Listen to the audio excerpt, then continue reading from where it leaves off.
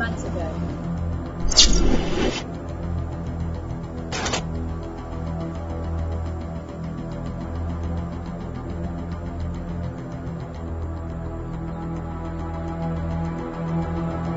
That was me, 6 months ago.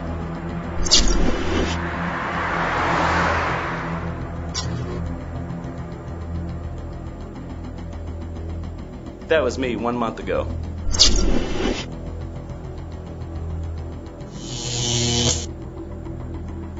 That would have been me today if not for Alabama Teen Challenge. Imagine life without a family, without money, without shelter, and constantly fighting the nagging ache of desperation. Addicts travel through life with the heavy chains of rejection, dejection, and suspicion. Across the country, an estimated 22 million Americans were classified with substance dependence or abuse, with little to no place offering hope and freedom from these heavy chains. For nearly 50 years, Teen Challenge has been on the front lines of drug abuse and recovery, and continues today to offer hope to those battling addiction. Each person who walks through the doors of Alabama Teen Challenge is tied down with similar stories of pain and hopelessness, wanting only to be free and finding a place that offers more than help, but a future. Listen to these testimonies of hope and restoration from the graduates of Alabama Teen Challenge.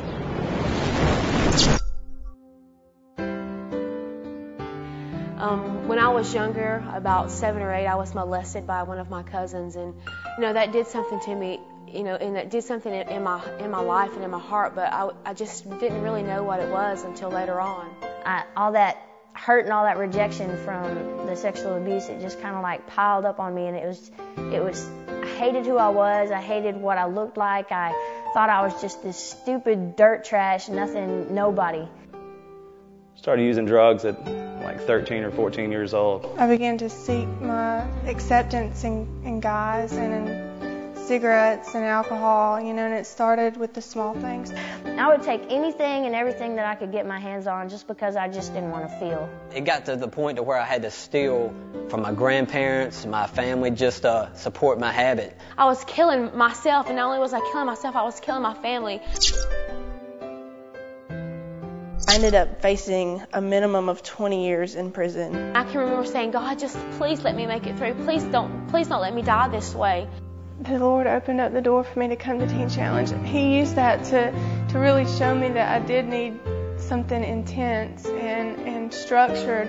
And I started feeling the love that I needed to feel my whole life. I had tried to fill this hole in my heart with the drugs and alcohol, and suddenly God was filling this hole.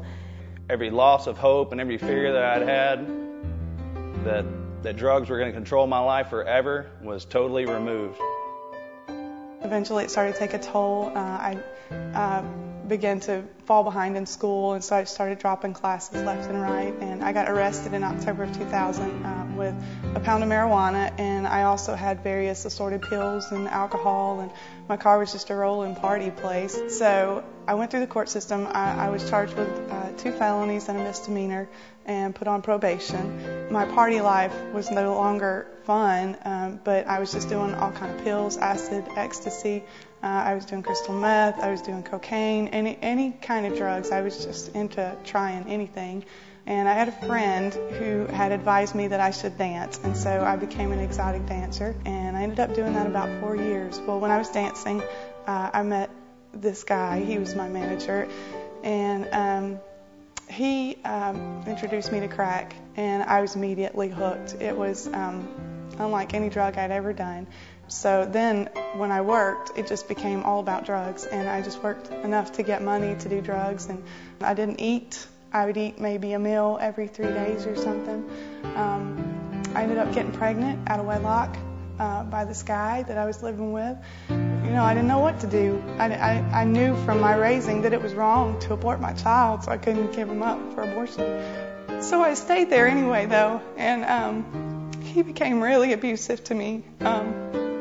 He not only hit me, but verbally abusive. One night, he was on a rampage, and he took my son from me, and he strapped him in the seat as he beat me.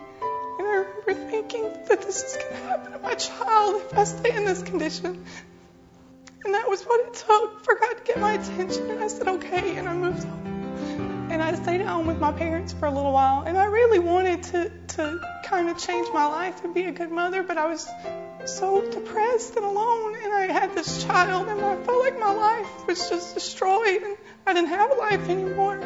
My body was just a graveyard, a junkyard. I was so dead inside. I can remember going out at night and having a wad of money in my hand, and I remember thinking, I'm so miserable. I'm going to have to do this forever to have any kind of peace, but there was no peace. Even after it was said and done, I felt like the guy in the Bible where it says he lived in the tombs and he cut himself with the rocks, and he would break the chains because he had so much inside of him.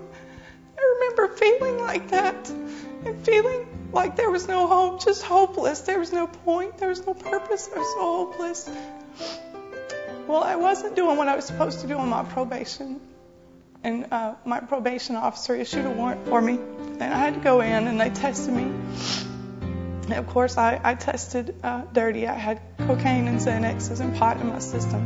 And they told me they were going to put me in a program for me to come back on Monday, and they would put me in a program and get me some help. Anyway, I went up to Teen Challenge that day, and I went into the program, and I was just thinking, like, okay, this is a year long, but if it's a year invested in changing my life and getting things right, then that's okay. And as I went through the program, God did so much in me. It just, dead men's bones were shaken, and He brought me alive and taught me how to live. And before, I was such a thief, I would steal anything that wasn't nailed down. And He taught me that, how that's wrong, and how it's wrong for sexual sins, and how it's wrong to do drugs. And He's just changed my life so much. I just, I was satisfied for the first time in my life. I was satisfied to be at home with my son and my family.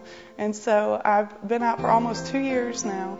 And I think about, sometimes I remember what it feels like to be that old girl. She's dead. She's dead, and I'm alive in new life in Christ.